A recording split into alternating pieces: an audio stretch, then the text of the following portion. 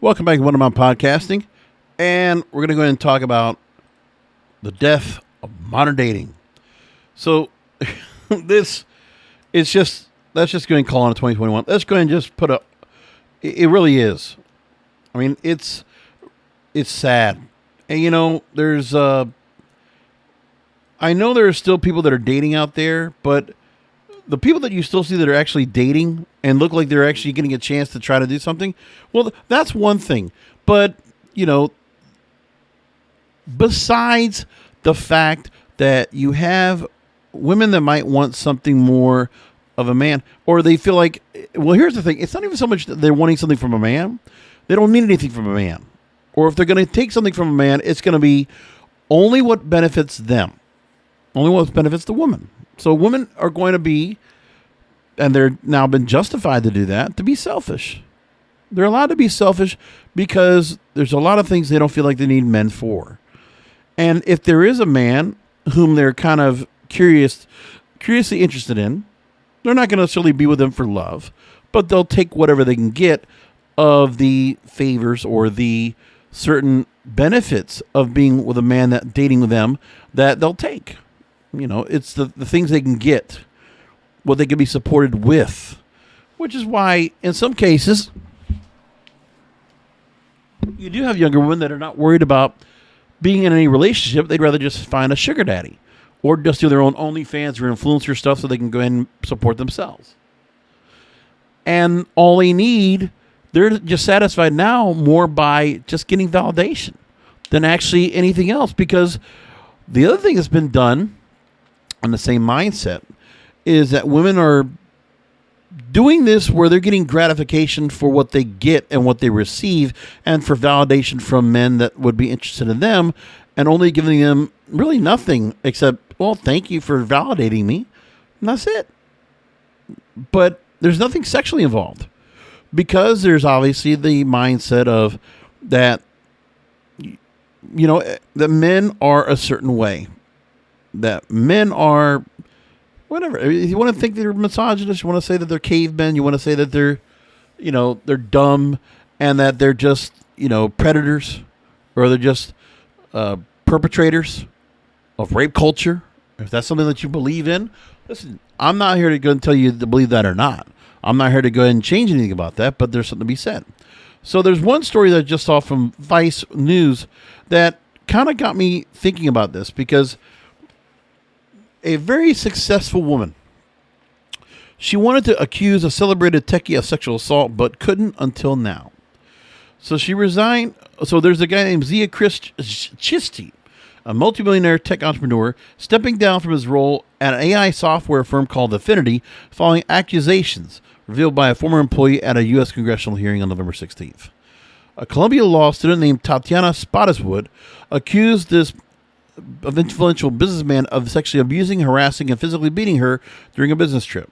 Now, Chisty is a Pakistani American, founder of the billion-dollar artificial intelligence unicorn Affinity, and there's other things he's also been known for, including founding the company that creates Invisalign dental braces, which is valued at $47 billion.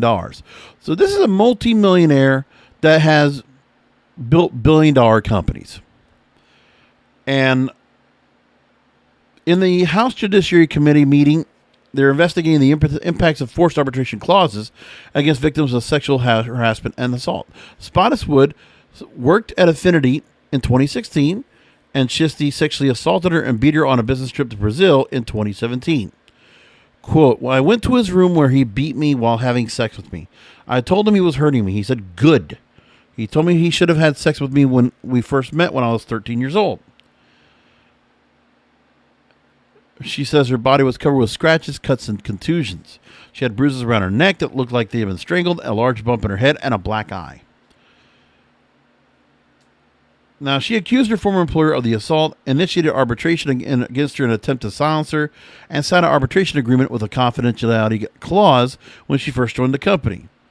So now there's changes that have happened with that in terms of making changes. She also made a point that Chisty, this entrepreneur, also went on a trip to Dubai in 2016 and assaulted another employee. And that woman reached a settlement with Affinity that prevented her from speaking out about the incident. Now, look, there's a book I'm reading out called The Macho Paradox. Jackson Katz, I think is the guy's name. He's the guy that wrote the book, the professor. Or no, I forget. No, he's just he's an educator. That's right. So this guy writes about this, and he makes mention of a number of different things when it comes to violence prevention. So in the book Macho Paradox, he talks about the fact of how men need to be more involved in the conversation about violence or gender violence or violence towards women and children, for that matter, which I agree with. I can understand where he's saying where men should be in the conversation, but it's really that the men should be brought on in terms of being shamed. And I will say this for him, while he gives a very prolific interpolation of what should be done, not interpolation, a very lengthy discussion in a very long book about the issues when it comes to that. But his problem is that he talks about trying to go and create prevention for adults, when the truth is it's the family structure, and it's trying to go ahead and raise children from a young age before the age of responsibility in order to train children to be a certain way so that they do not behave improperly, where men do not behave improperly towards women and the other way around. And sometimes you can't avoid it. And he tries to explain how pornography played a factor, which sure it could. It's some of the very more severe factors, but he also blames the media about it. He blames men for the most part. And, I get it. I get where he's coming from. But he talks about this, and my thing was, this young lady right now who spoke in front of Congress, she made an explanation of what was going on and gave testimony.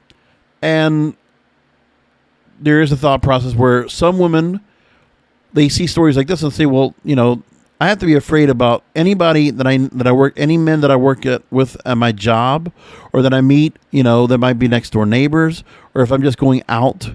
And how women might be, and this is where Jackson Katz also makes mention of, where most women need to go make sure they have their keys ready to be used as a weapon, or have pepper spray, or no self-defense tactics, all of that, to make sure that they're protected. Because there's a fear that's been brought on that every man is out to get them.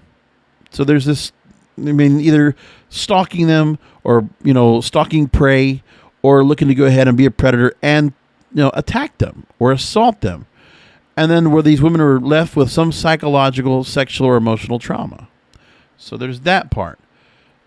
These kind of issues are what really hurts modern dating.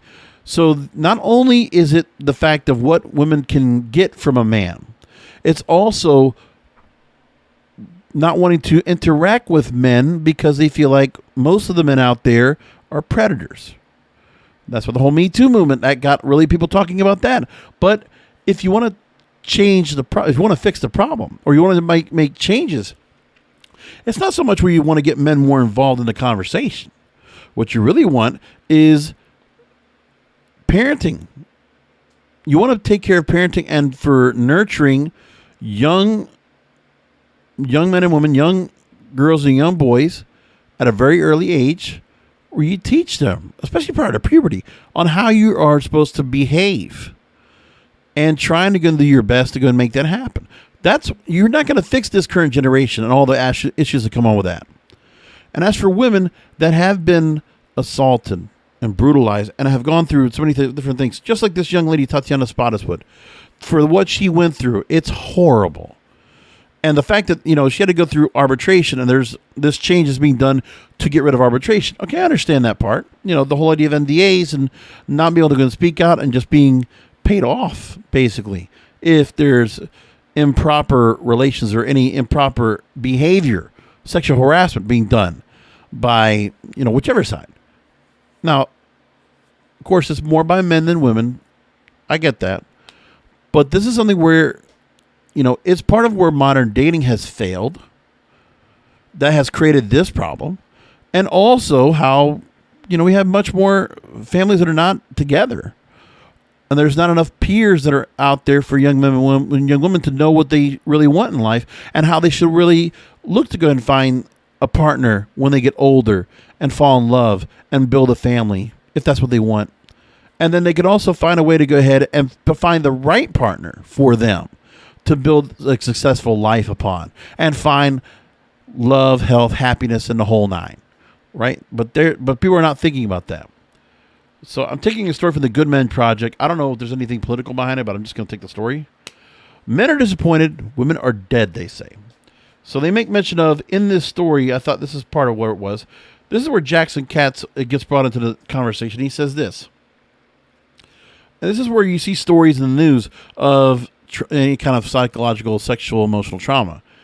He says this, quote, "There's always this tendency when a tragic killing happens to think about the individual as crazy, sick, diabolical, as opposed to thinking he's a product of society that has a group of norms along a spectrum. And when you start thinking of those norms on a spectrum, it implicates all of us. That makes a lot of guys really defensive because they know they're part of the problem in a larger sense.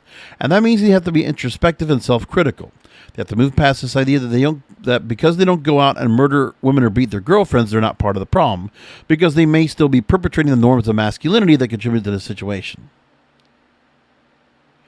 So I get it. Men should step up, but this is where men should be supportive, which is what the part is that men are supposed to be anyway. We're supposed to be supportive of women. We're supposed to love, cherish, honor, and respect. Like, there's so many different things of women that are so beautiful and so wonderful in this world.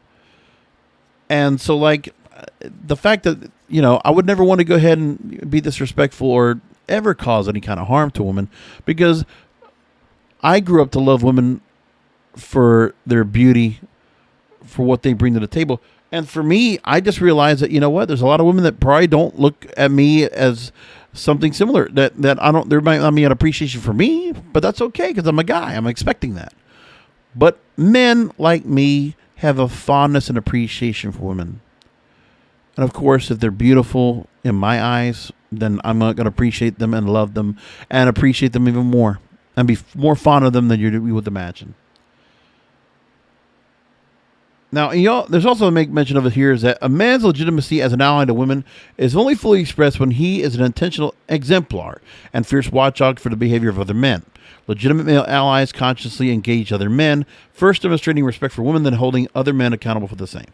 So Jackson Katz also talks about how you need to go and basically police other guys, your fellow bros, and tell them you can't be talking about women that way. You shouldn't be, talking sexist jokes or talking about women, derogatory. Yeah, okay. Good luck with that. But I get where he's trying to come from trying to say that, but that's not the job of adults trying to, correct the behavior of other adults. You're just going to cause a fight. You can't change an adult. It's like a dog. You just can't teach them new tricks.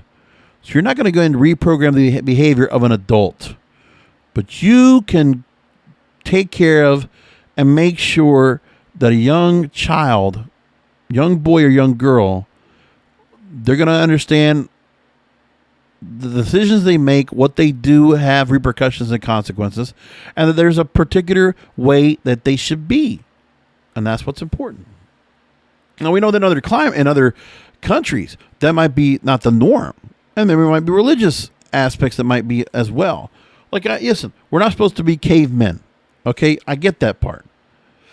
But that's one of the things they talk about here. And I thought that was kind of interesting. A different concept to why modern dating's dead. It's not just the fact of women wanting a lot more from a man and giving less to a man because they feel like they're entitled to do so. Listen, I'm not going to go and judge any woman for not thinking that, but that's a reason why modern dating is dead. The other problem that doesn't get talked about enough is the fact that women feel like they're threatened. That there are men out there that they see in everyday lives, where they feel like they could be attacked, they could be threatened, they could be assaulted at any time. When you look at a blue light at a mall or a parking lot or college campus, you see those blue lights, to go ahead and call emergency. They're made mostly for women because women need to feel safe. And, most importantly, I mean, if you're trying to go and date a woman anyway, she needs to feel safe. She needs to feel secure. She needs to be able to trust you. It's all about trust. If you're going to get to the point of getting to a relationship with a woman or marry them, they have to have total 100% trust in you. And not all of them are going to have that. But then that's the part you're supposed to do in a traditional relationship anyway.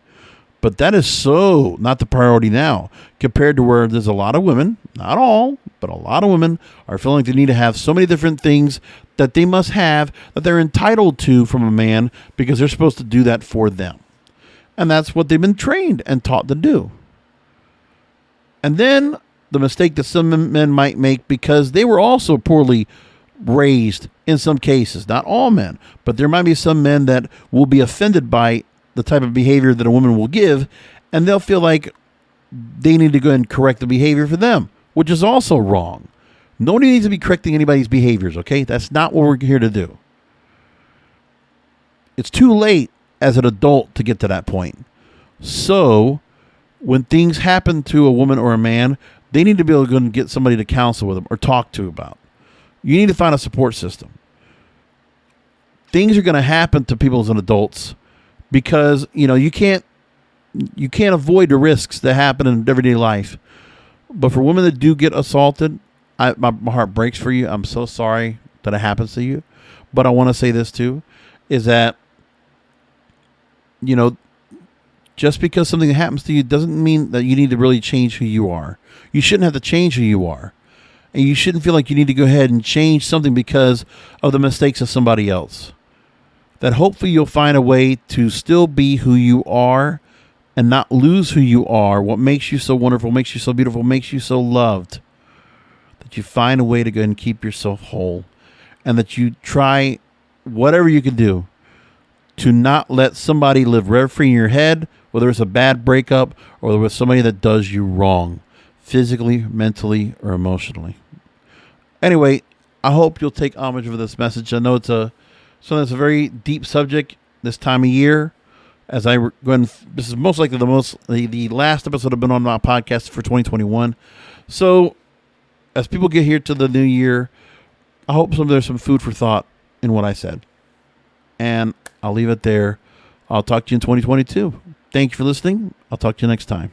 Happy New Year.